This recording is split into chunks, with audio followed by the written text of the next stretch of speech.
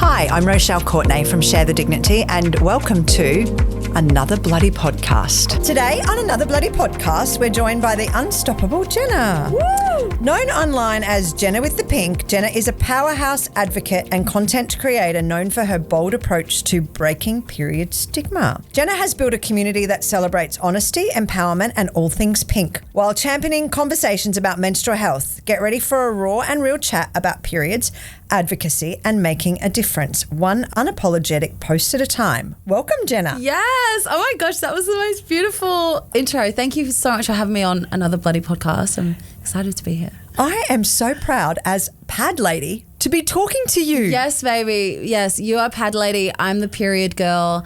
We come together. Magical things are happening right now. You need to get period girl on your number plates on your car. My husband bought me pad lady on my car, which is I need to see this. They're the best ever, which is super cool because it means that my kids won't drive my car anymore either.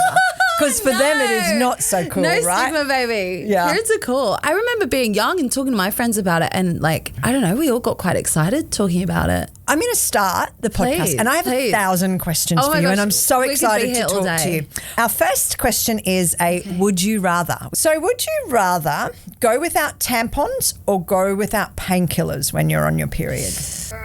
Yeah, I'm going to definitely pick the tampons for a couple of reasons. One, I definitely am more of a pads girly. I feel more comfortable wearing pads and I don't know, I kind of worry that with things like toxic shock syndrome and stuff, there's more things that can kind of go wrong with tampons and I'm not the most organised, so I'd probably do something silly. So yeah, let's embrace the painkiller because... Right, so if I rephrase the question, yes, would you rather go without pads or painkillers? Which one would you go? You're challenging me now, girl. Yeah. You're challenging me. Yeah, I guess if it's sanitary items as a whole, you're going to opt for having the sanitary items because at least... as women that we deal with period pain, we're kind of used to it by now, as sad as that sounds. We shouldn't be, but yeah, I'll go without the pain relief then. I'll take my comfy pads and period undies. Right, please. and your tracky pants and off you go. Oh, yes, all day. And so tell me, how old were you when you got your first period? I was 12 years old. How old were you? 13. I had never been talked to about periods, so I actually thought there was something wrong with me. I didn't even tell my mum for never 3 even months. had that talk? Got my period each month. What did you use? Wadded up toilet paper. Oh, that's not nice. Isn't that weird? And look I at don't what think you're we've doing ever now, had that though. conversation before. Wow. Yeah, I was so shamed by it.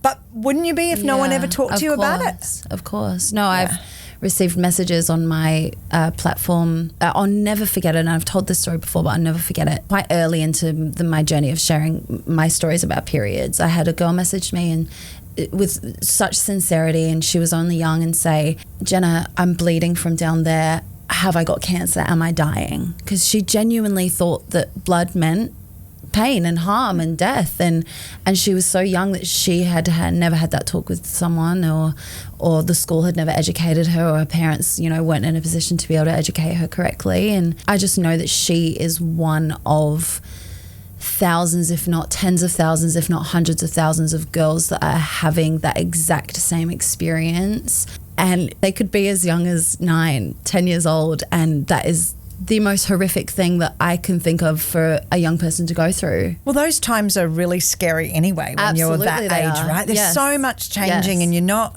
really confident in who you are because who you were yesterday is different to who you are today, and everything's changing, right? So it's weird. I mean, our bloody big survey, the stats from that saying that more than 50% of women didn't feel like that they were adequately educated on menstruation from their home, from the place that they go to school to learn from is not acceptable, right? It's not acceptable at all. That's why we're trying to change it, Absolutely. I hope for a world in 2030 where this is not a conversation anymore. Oh, hell yeah. That's such a good aim. I think we're getting there. 5 years. That's all we got. For anyone who doesn't know you, Jenna, tell us a little bit about you and where did you grow up? I'm British, so I was born in England.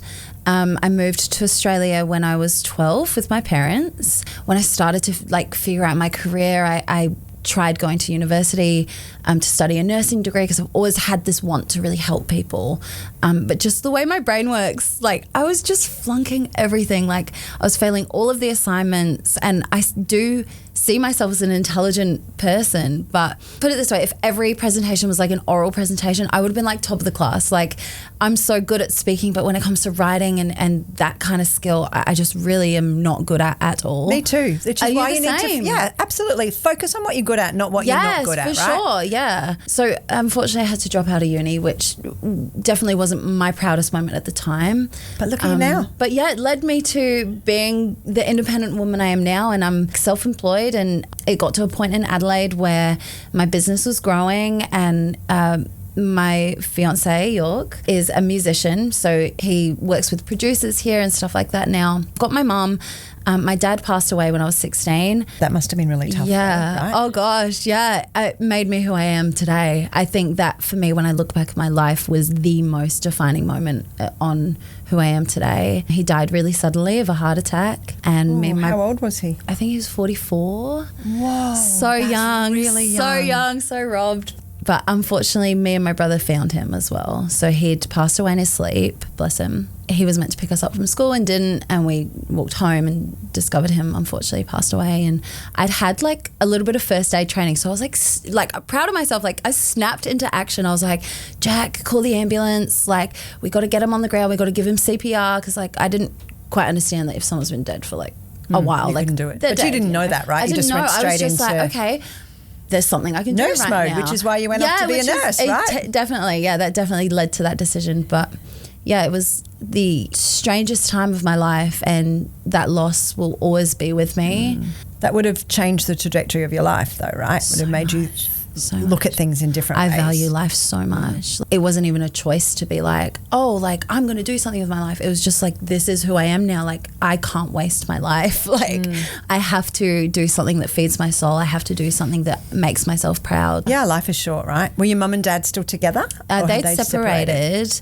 Which I think my dad kind of started to spiral with some quite unhealthy habits and stuff like that, which I think led his body to be extremely stressed out a lot of the time, and I think his heart gave out. Your health's your wealth, right? Oh, right? absolutely, yeah. That would have been why you wanted to be a nurse, probably. No, to help it definitely was, yeah. fix people. Because you can fix people in other ways though, right? Well, now I have discovered One that. period at a time. Hey, yes. The segue on her. So when you got your first period, had your mum talk to you about periods? Yeah, she was so open about periods. Like, your dad? Do you ever remember having a conversation with your dad? Yeah, I definitely do. He was very supportive as well. I don't think he was as vocal about the education side of things. That really came from my mum. But yeah, I definitely remember like saying to my dad, like, hey, can you buy me some tampons, and it not being an issue. And again, I think those relationships gave me the perception I have on periods.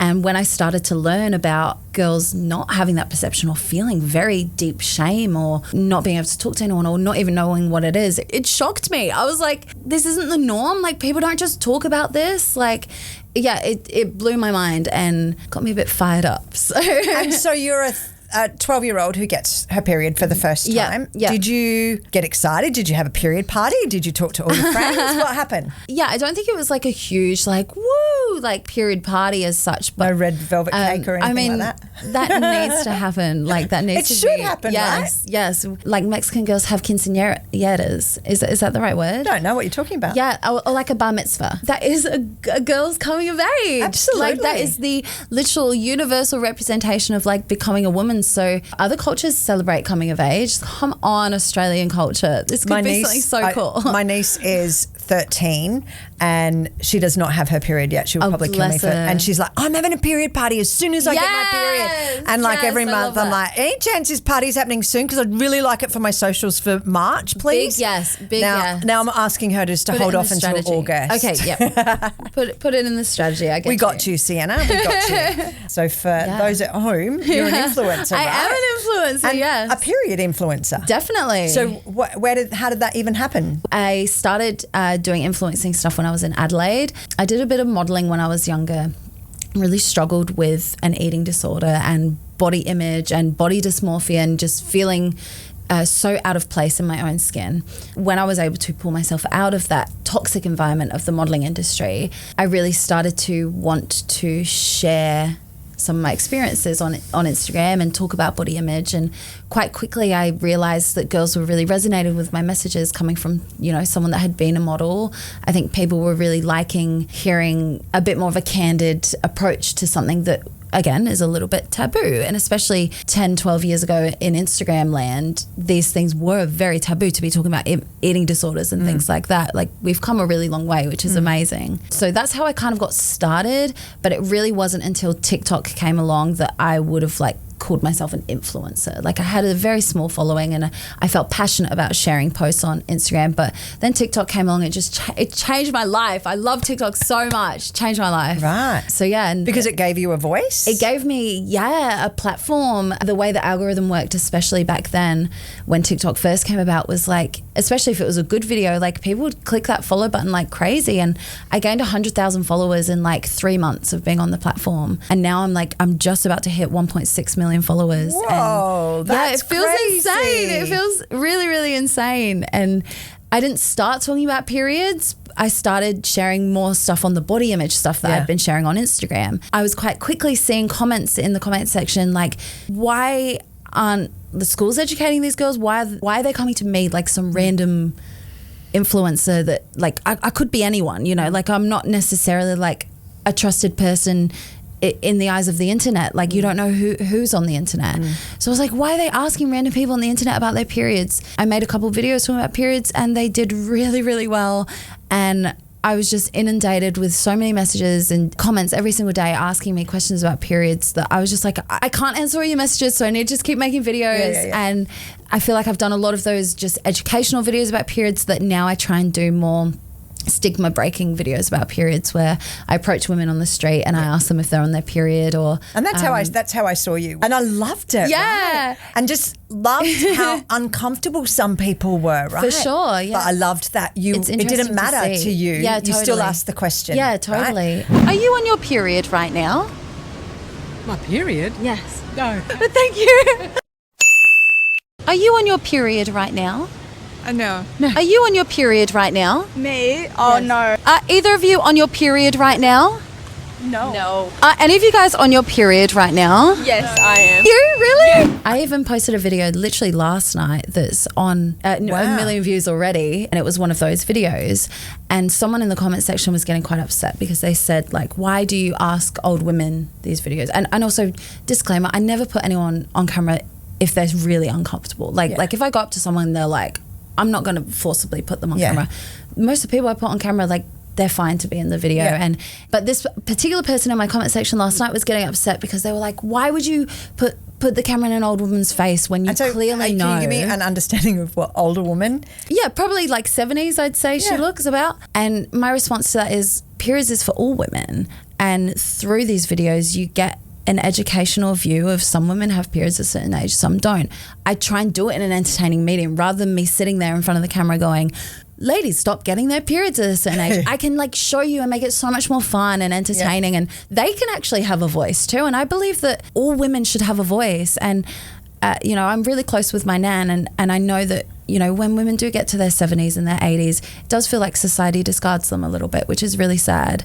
And I'm really passionate about giving women of all age a voice, no matter who they are, no matter what their experiences are. She's also the matriarch of her family, probably, right? Absolutely, and so right? Take away that voice. Absolutely. Whether you're 8 or 80, we want to hear from everybody. Yeah, right? yeah. And there's a lot of focus on the young girls, which I think is amazing, and I want to see more of it. You know, I do videos with my nan, and I'm very passionate about showing that age doesn't actually define who you are or actually how youthful you are. And I want to show that, you know, all women want to feel girly, all women want to, you know, feel like a queen no matter what age they are. So. Or they can be whatever they want to be. Absolutely. Right? Age is about how much information and knowledge you've been able to listen and learn and lean into your life, right?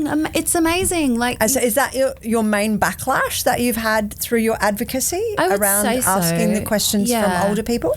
I do get people call me a creep as well. Creep? Yeah, saying I'm being predatory because I do chat to my young fans about periods. If I'm getting hate comments, I'm reaching people that would never normally watch my videos. And that means, you know, some people might be haters, but some people are going to have never seen my videos before and go, oh my goodness, this is incredible. So when I see those hate comments coming in, I'm like, this is going beyond my audience. Like, okay, this is good. This is good. I'm actually having an impact, making a little bit of a stir out there. What is your goal for you? Yeah. You've just come off The Voice, right? Oh my gosh, Where you got engaged, a little and you side quest. belted out Just some a little songs. side quest, yeah. My fiance York is a musician and a singer and a songwriter. He's very, very talented. Please, if anyone's listening, go and check him out on Spotify. York with an E on the end, Heath. His music is so beautiful, so heartfelt. I'm very in love with him, if you can't tell. He's a singer, so he applied for The Voice, and I went along to the audition with him. It's like a support. I'm a little bit extra. Like, I wear my nails, I wear my hair. Like, all the other people that were auditioning were like, oh my God, you look like a pop star. Like, are you auditioning too? And I was like, no, like, I'm here for my boyfriend. Like, I'm here to support him. And anyway, he goes in, and one of the producers says, oh, we recognize your girlfriend from social media.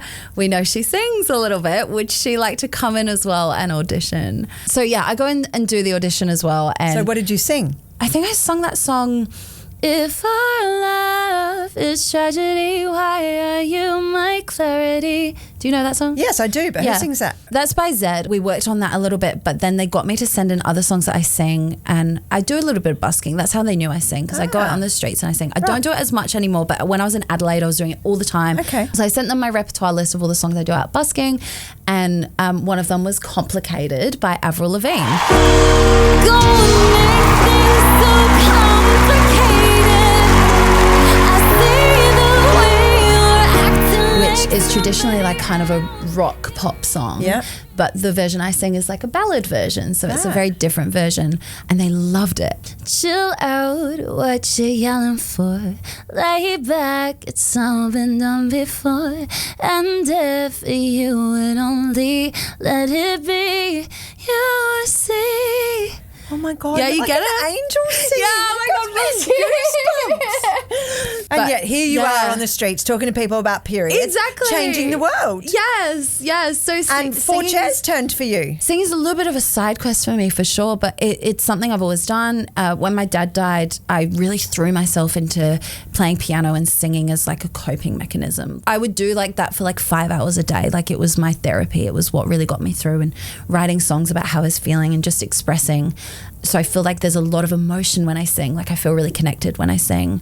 But I think that because my influencer stuff blew up, and I'm also a very purpose-driven person. Like, I wouldn't want to do this unless it had the sole purpose behind it. Like, knowing I'm literally helping young girls feel more confident about their bodies. Like, you don't know how happy that makes me. Like, that makes me so much more happier than having 1.6 million followers. Like, yeah. I thought maybe I'd get one chair turn. One chair, maybe none, was what I was going into it thinking. So I didn't really think about like who in particular I was going to go for. But for me, it was a toss-up between Adam Lambert and Kate Miller-Heidke. And for me, like, the reason I did the experience was to do it with York. So when Kate was like, York's on my team, and she said something like, we can be a family together or something like that, like, come on my team, Jenna. I was like, okay, I love Adam Lambert and I'm so tempted to go with Adam Lambert right now.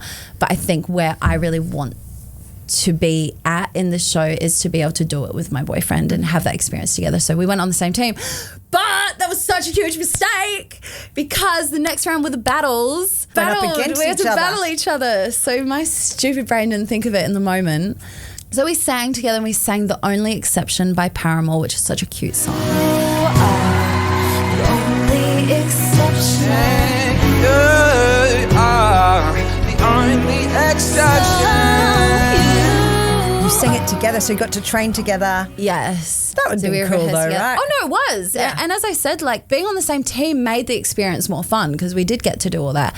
But yeah, we battled and he won, which I was very pleased with him. He honestly really deserved it. And I see how hard he works on his music career now. He's always writing songs. He's always noodling on the guitar and stuff. So I think he really did deserve it. But then he throws me a curveball and he's like, I got something to say really quick. I know we've just had a big battle and, we were sort of competing, but I think we found that through that we could work really well as a team. And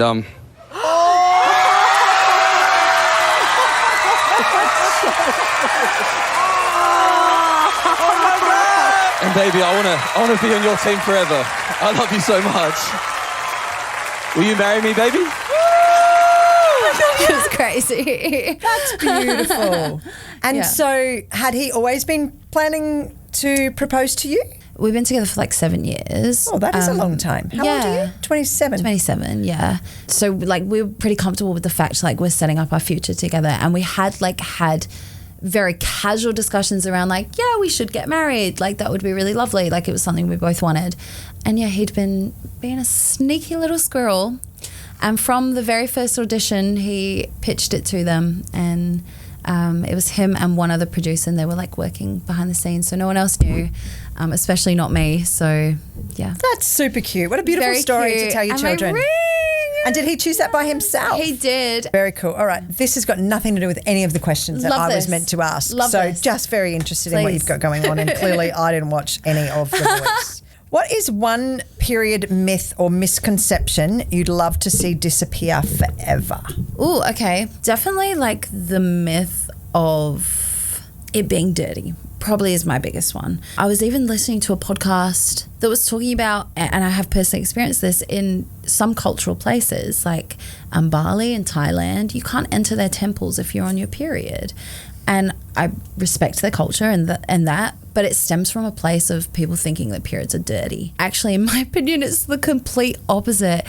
For me, it's a cleansing time of the month. It's the time of the month that like my period comes and I'm like, I feel balanced. I feel like I'm shedding. Everything is happening naturally how it's meant to happen. When I end my period, I feel refreshed. I feel energized. I feel a little bit tired. Like I feel nice. Like I feel sexy. And I would say that periods are actually the complete opposite of being something dirty and something unclean and unhygienic, or something to be looked at with like disgust. Yeah. And I mean, around the world, in Nepal, Yeah. they've just banned sending girls out to be in a hut for a week when they get their period. Right. Where these huts were burning down because it was so cold, and so they were trying to light a fire, and people were dying because of their period, and they were Yeah. being banished out to Yeah. huts. So, Yeah. you know, did you know about our Eco Period Club? Our Eco Period Club Tell me is more. about getting teens, so anyone from 13 to 19, we got 5,000 size 0 menstrual cups given to us. Oh, wow. And then we got 15,000 period undies given to us. And then we've got 1,000 menstrual discs. So how could we have, what we wanted to do was have this club of teen girls Yes. try these for free, talk about it to their friends, talk about it to their mums, talk about it to their nans, Yeah. talk about it to their community, and get other people to join this club, because it's bloody good for the environment, right? Love that, love It's that. bloody good for them to remove the shame and stigma because they're having the conversation. Absolutely. So we are super blessed that we've got piled up 3 pair of the period undies that were given to us by Kotex to give away, and then the menstrual cups. And what we wanted to do was to have 10,000 girls tell 10,000 friends, that's 100,000 people who are using reusable products. The fact that they would never be in period poverty in the next 5 years Yeah. is a win-win for Share the Dignity, Absolutely. a win-win for them. And the And then my environment. goal is that those 100,000 people will then tell 10 of their friends, and we've got 1 million girls and women who have the understanding that they can deal with their period Yeah. without needing help from anybody else. Absolutely. And it's great for the environment. Absolutely. And for people in period poverty, what better an item can you have than a reusable period underwear or reusable disc, did you say? A disc, and we've And a got cup. cups. That's so I'll never forget meeting this amazing woman. Now, I had the charity for about 8 years before I met her. Yeah. And I'd always been told, people who are experiencing homelessness will never be able to have a cup because a cup they can't just wash it and be homeless. And then I met this amazing woman, Tamara, who lived in the bush with her 2 kids and knew that using a menstrual cup was her only way to deal with her period. I see. Because she could keep the cup in for 8 hours and Yeah. only would need to empty it. Yeah. Right? But didn't have access to normal period products, incredible. right? So Yeah. it's sometimes amazing to listen to the people and lean into the people who Yeah. are experiencing homelessness or have Yeah. fled domestic violence, Yeah. right? So the end point to that is that anybody who wants to be able to use reusable options between the age of 13 and 19 has the ability to get them for free from love us that. right now. Even the innovation, right, in us now having reusable period products. Like, it wasn't that long ago that women were literally just bundling up bits of cotton. And, you know, to think where we are now after a little bit of research, like, we could be so much further along, you know. Do you know menstrual cups have been around for more than 100 years? Have they? Yes. I didn't It's just know that no one talked about it. Interesting. So why? Because they got inserted. No one talks about that, right? Okay. And the fact that no one Even talked more about taboo. periods. Yep. If you could give your younger self one piece of advice about periods, what would it be? I'd say do more research. I've been able to get onto some really, really incredible period supplements that have so much better ingredients that work in conjunction with your body so much better. There's some really good pages, and I keep sending them to Brett about the foods you should eat when you're on your period, Yes, right? even things Food like that, is yes. such how they dealt with things for a long period of time, Very right? true. So It's very food is our healing. medicine, right? Yes. No, I totally agree. Exercising on your period, like, it's a taboo. People don't think that you should exercise on your period, when actually light to medium exercise can relieve period cramps. I don't know anyone who's gone for a beautiful long walk and then decided at the end of that wasn't the right thing to do. Yes. Well, unless you sprained an ankle or something like that. But do you know what I mean? Like, even when So you don't true, feel so like true. it, just do it. All of the information is at your It's fingertips so now, much. right? I don't know if 12-year-old me would have had the means to hop on Google it and start researching away, like maybe 16-year-old me. But when I was younger, I just don't think the information was as available. But I think if it was like I was saying it to like a 12-year-old girl now, I'd say, yeah, like the internet is your best resource. Like use it for everything it's worth. On our website, we have an education hub. Well, there we go. There's your best resource. Yeah. So on that, we've got things like, what does a bro need to know? Hey. So what does the brother of his sister, who he loves, right, need to know about her getting her period, and why is she different to the girl that he used to play cars with? Yeah, or do you know what I exactly. mean? Like, just what do they need to know? What does a dad need to know?